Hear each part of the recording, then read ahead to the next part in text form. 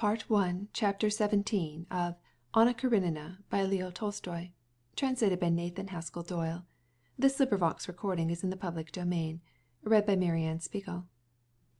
The next morning, about 11 o'clock, Vronsky went to the station to meet his mother on the Petersburg train, and the first person he saw on the grand staircase was Oblonsky, who was expecting his sister on the same train. "Ah, your Excellency!" cried Oblonsky. "Are you expecting someone?" "My Matushka," replied Vronsky, with the smile with which people always met Oblonsky, and, after shaking hands, they mounted the staircase side by side. She was to come from Petersburg today. "I waited for you till 2 o'clock this morning. Where did you go after leaving the Shtcherbatskys'?" "Home," replied Vronsky. "To tell the truth, after such a pleasant evening at the Shtcherbatskys', I did not feel like going anywhere."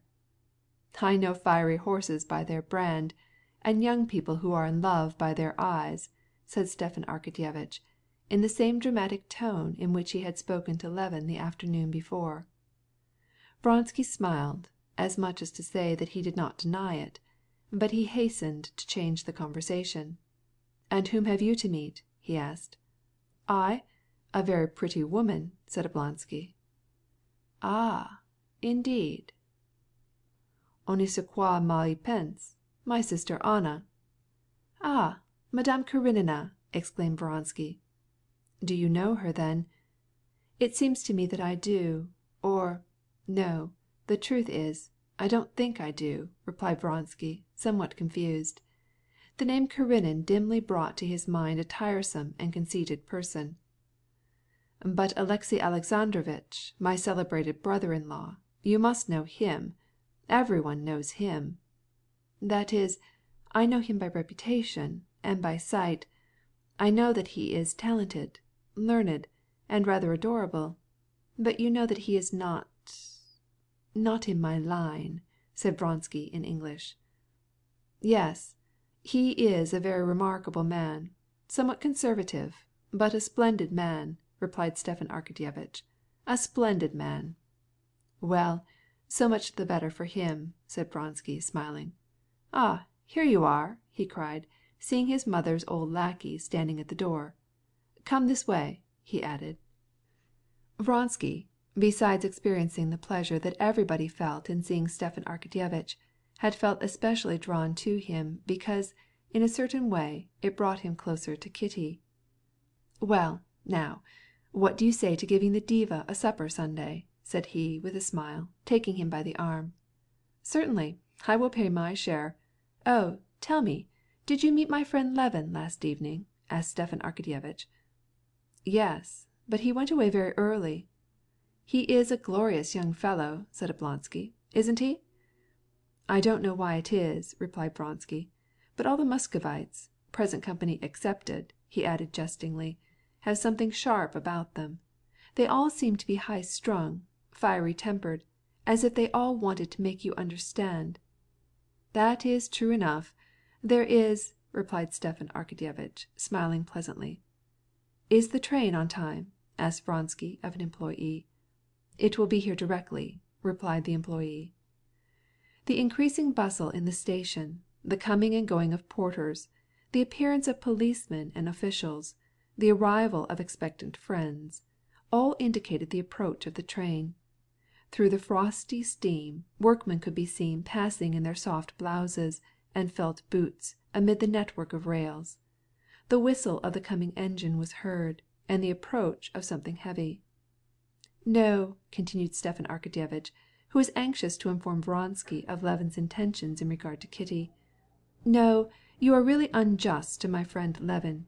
He is a very nervous man, and then sometimes he can be disagreeable. But, on the other hand, he can be very charming. He is such an upright, genuine nature, true gold. Last evening there were special reasons," continued Stepan Arkadyevitch, with a significant smile, and entirely forgetting his genuine sympathy, which the evening before he had felt for his old friend, and now experiencing the same sympathy for Vronsky.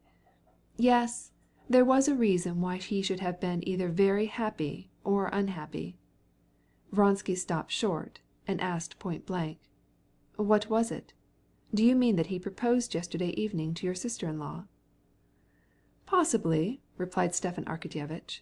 "Something like that seemed probable last evening. Yes, if he went off so early and was in such bad spirits, then it is so. He has been in love with her for so long, and I am very sorry for him." "Ah, indeed. I thought that she might, however, have aspirations for a better match," said Vronsky, and, filling out his chest, he began to walk up and down again. Then he added, "However, I don't know him. Yes, this promises to be a painful situation.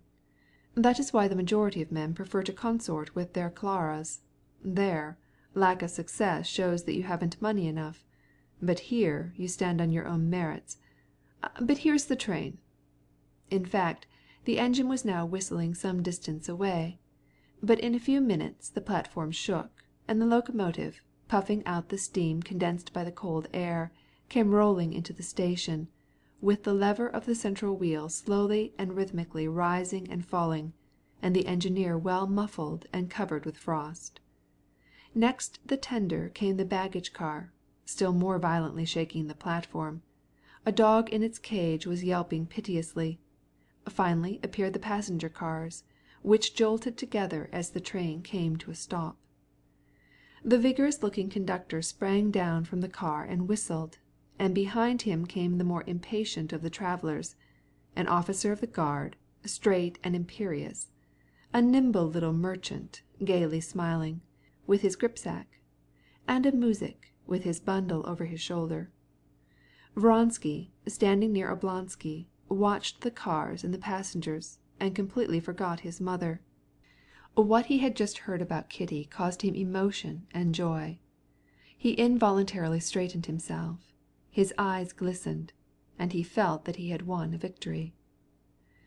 "The Countess Vronskaya is in that compartment," said the vigorous conductor, approaching him. These words awoke him from his reverie, and brought his thoughts back to his mother and their approaching meeting. In his soul he did not respect his mother, and, without ever having confessed as much to himself, he did not love her. But his education and the usages of society in which he lived did not allow him to admit that there could not be in his relations with her the slightest want of consideration. But the more he exaggerated the bare outward forms, the less he felt in his heart that he respected or loved her. Chapter 18.